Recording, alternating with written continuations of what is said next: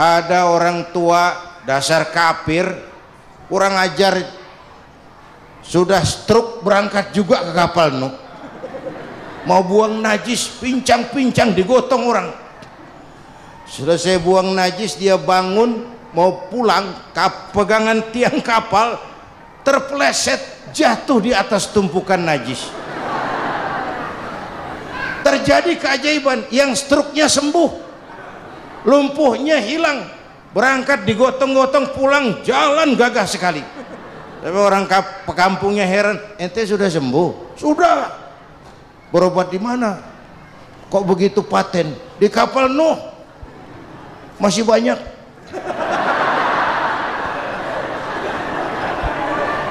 Oh, yang berasa perlu obat bawa rantang, ambil bersih lagi geladak kapal itu. Assalamualaikum warahmatullahi wabarakatuh.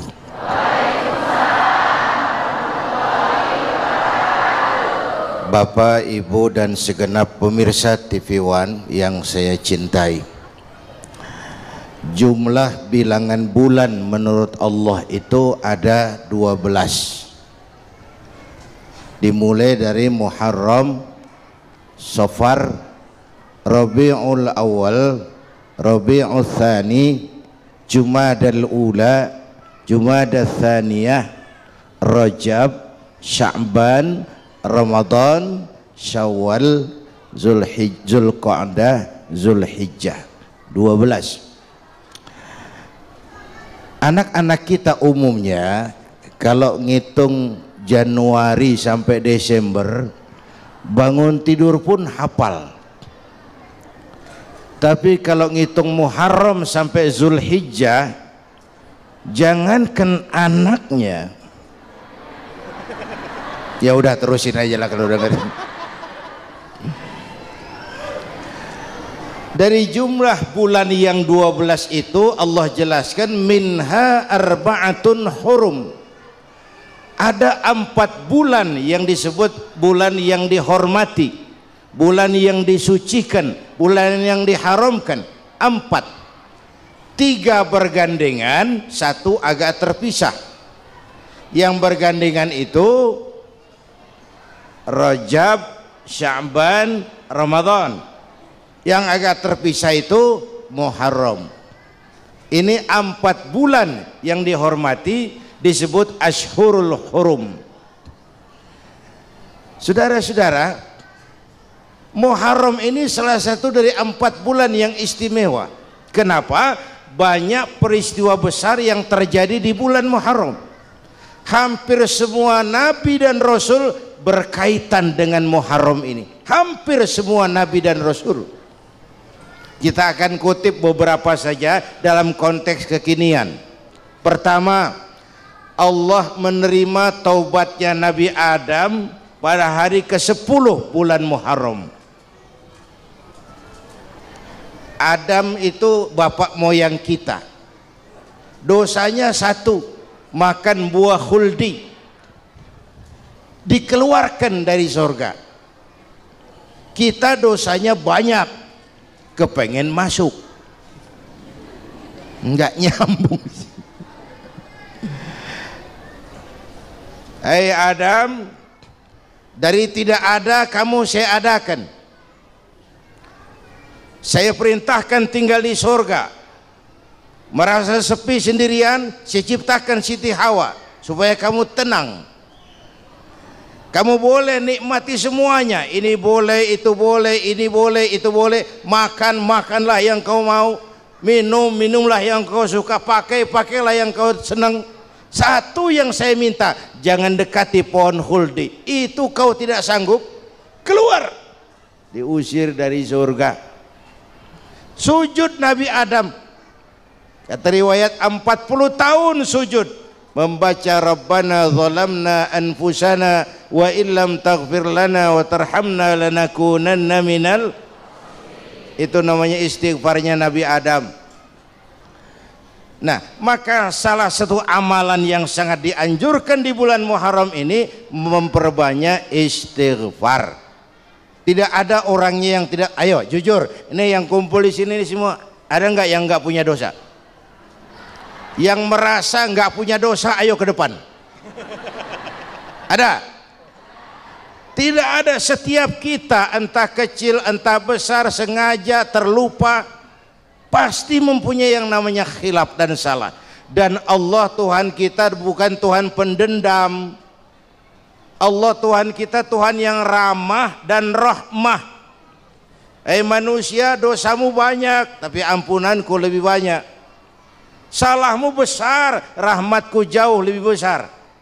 Kau sujud di hadapanku, aku bangga melihatnya. Kau menangis di hadapanku, aku senyum melihatmu. Kau berjalan menujuku, aku berlari menyambutmu. Karena itu amalan yang sangat dianjurkan di bulan Muharram ini memperbanyak istighfar. Itu kalau istighfarnya Nabi Adam. Ada istighfarnya Nabi Yunus. Nabi Yunus itu ketika berdakwah kepada kaumnya yang bandel, memberikan peringatan, kalau kalian tidak mau beriman akan turun azab. Kapan Yunus? Akan. Kenapa mesti akan? Sekarang aja kalau mau, saya tungguin. Kurang ajar betul ini umat. Akhirnya Nabi Nuh menghindar dengan perhitungan, kalau azab tidak turun saya sudah jauh, meragukan janji Tuhan. Lalu naik kapal, dinaiki oleh Yunus, kapal mogok. Dicari siapa biang keroknya ini, diundi, ternyata Yunus. Sampai 3 kali diundi. Dibuanglah Yunus ke dasar laut, ditelan oleh ikan nun atas perintah Allah. Telan itu Yunus, jangan pakai dikunyah, rusak urusan. Telan saja, simpan di perutmu. Dibawa oleh ikan nun ke dasar lautan. Itu yang oleh Quran dikatakan bertemulah 3 macam kegelapan. Zulumatun salas, gelapnya tengah malam, gelapnya di dasar laut, gelapnya di dalam perut ikan. Itu namanya peteng, mbahnya gelap. Di perut ikan itulah Nabi Nuh sadar akan kesalahannya, meragukan janji Allah, meragukan janji Allah. Ia sujud di dalam perut ikan itu, membaca la ilaha illa anta subhanaka inni kuntu. Itu istighfarnya Nabi Yunus. Dibacakan istighfar begitu, ikan sakit perut pak. Di dasar laut kemana mau cari apotik? Dia naik ke permukaan, memuntahkan isi perutnya. Nabi Yunus keluar dengan selamat. Itu pun terjadi pada hari ke-10 bulan Muharram. Istighfar intinya itu. Itu amalan utama bulan Muharram, memperbanyak istighfar. Api tunduk kepada perintah Allah. Ibrahim masuk ke kobaran api, selembar rambut pun tidak terbakar. Kenapa? Karena Ibrahim orang yang takut kepada Allah. Api tunduk kepada perintah Allah. Kalau kita baca ayat itu, masuk ke api, mateng. Bapak Ibu hadirin hadirat yang saya cintai, Allah selamatkan Nabi Ibrahim dari pembakaran Raja Namrus 10 Muharram. Setelah Nabi Ibrahim itu menghancurkan berhala-berhala, Abrahat pulang mau ibadah, lihat Tuhannya berantakan, marah besar. Siapa yang menghancurkan Tuhan-Tuhan kita ini? Ada yang lapor, kami lihat Ibrahim. Tangkap. Belum ada bukti, tangkap dulu yang penting, bukti belakangan. Tangkap. Wah, dikerahkanlah aparat, tangkap Nabi Ibrahim.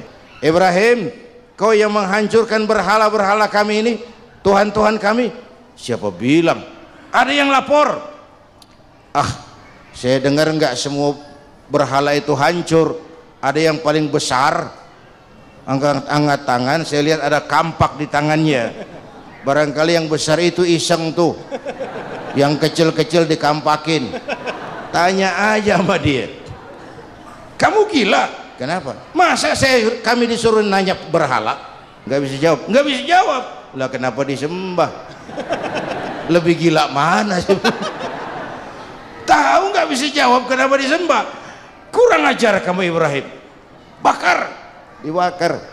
Ketika Ibrahim dilempar ke kobaran api yang menggunung, Allah perintah api, ya naru kuni bardan wa salaman ala Ibrahim, hai api dinginlah sampean. Api Madura waktu itu, Pak. Hai api dinginlah sampean, selamatkan Ibrahim. Api tunduk kepada perintah Allah, Ibrahim masuk ke kobaran api, selembar rambut pun tidak terbakar. Kenapa? Apinya tunduk kepada perintah Allah. Kenapa? Karena Ibrahim orang yang takut kepada Allah. Api tunduk kepada perintah Allah. Kalau kita baca ayat itu, masuk ke api, mateng.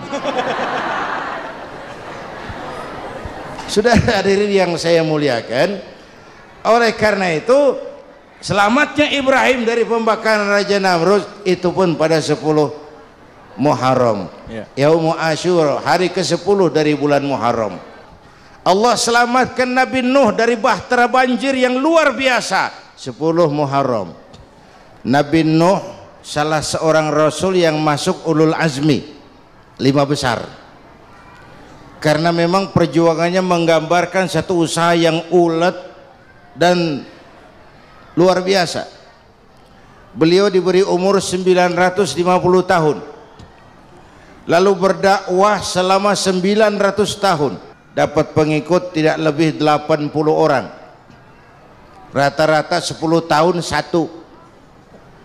Kalau saya minta berhenti aja jadi nabi, Pak. Ustadz mana masih mau buka pesantren, 10 tahun buka pesantren, yang nyantri cuma 1. Pedagang mana yang masih mau dagang, 10 tahun dagang yang beli 1. Pimpinan partai mana yang masih mau kampanye, 10 tahun buka partai yang nyoblos 1. Bangkrut. Umatnya bandel, kurang ajar, durjana. Umatnya Nabi Nuh ini kalau diceramahi telinganya ditutup dengan tangannya. Nabi Nuh akhirnya rekes, Tuhan siang malam saya berdakwah kepada umat ini, tiap kali saya sampaikan dakwahmu mereka tutup telinganya dengan tangannya, alergi dengar ceramah. Jadi mau kamu gimana Nuh? Sudah Tuhan, habiskan saja orang kafir. Nanti kalau punya anak, anaknya pun kafir lagi, lebih baik bapak moyangnya sikat habis. Itu mau kamu Nuh? Iya. Oke. Nanti aku turunkan banjir Nuh, buat kapal. Dengan apa saya harus buat kapal Nuh? Ya dengan kayu, kata Tuhan. Kayunya dari mana Tuhan?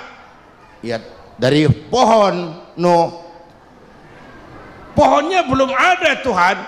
Ya tanam dulu Nuh. Bikin kapal kayunya nanam pohon. Apa artinya? Perjuangan perlu kesabaran. Sukses itu ada prosesnya. Nggak bisa simsalabim abracadabra lalu kita mau sukses. Semua ada prosesnya. Walaupun kenyataannya begitu. Sukses banyak bapaknya, gagal itu yatim. Udah bikin kapal dengan kayu di tengah kampung, bikin kapal ini. Bayangkan di tengah kampung bikin kapal, orang kafir makin menjadi-jadi. Lihat Nuh, kenapa? Makin sarap. Bikin kapal di tengah kampung, mau belayar kemana? Tuh lihat, kalau orang nggak tahu tujuan, mountain setengah jalan, proses yang dinilai bukan finalnya. Ya kayak gitu kesimpulannya. Saya enaknya sendiri. Kanan, ini potret. Bapaknya aktif ke masjid, ibunya rajin ke majelis taklim, anaknya keleleran kemana-mana, kumpul sama orang kafir, hanyut anak-anak kita, ditelan budayanya orang kafir.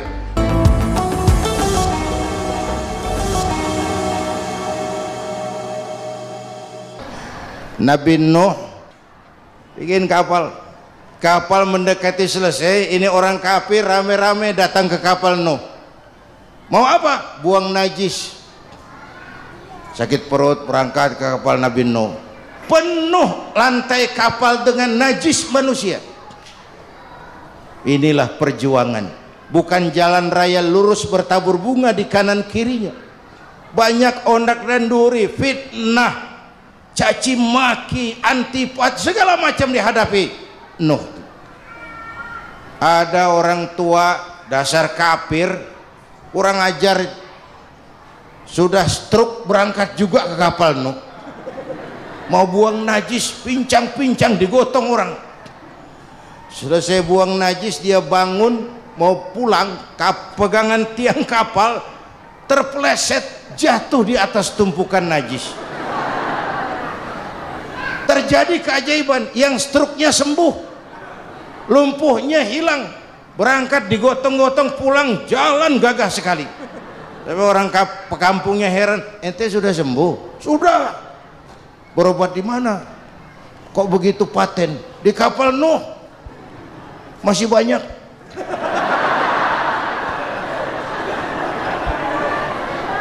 Yang berasa perlu obat bawa rantang,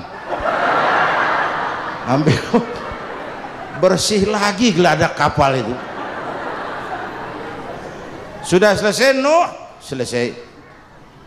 Oke, kau orang yang beriman bersamamu, binatang serba sepasang, naik Nabi Nuh, naik orang beriman, naik binatang serba sepasang. Ini cikal bakal penyelamatan manusia, Pak.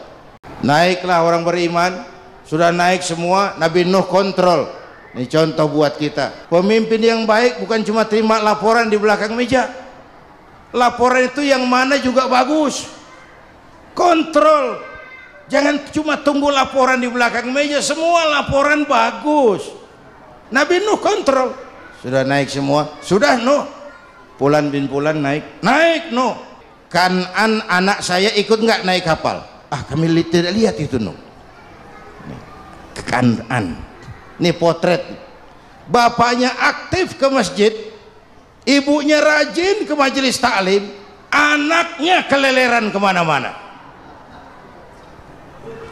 Bukan di sini, di Prancis.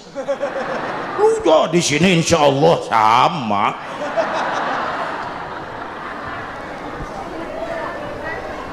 Nuh karena sayang anak, Nuh karena cinta anak, Nuh karena tanggung jawab anak, cari naik ke atas kapal. Lihat Kan'an anak saya? Nggak lihat Nuh. Turun ke ruang bawah, periksa lagi. Mang, ayah Kan'an di dia. Jamaah Tasik nih rupanya di tangan. Tuh ayah Mang. Ayah kemana ya budak ini?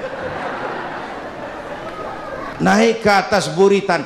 Dari buritan kelihatan ternyata Kan'an tidak ikut naik kapal, kumpul di darat bersama orang kafir. Ini potret kita sekarang.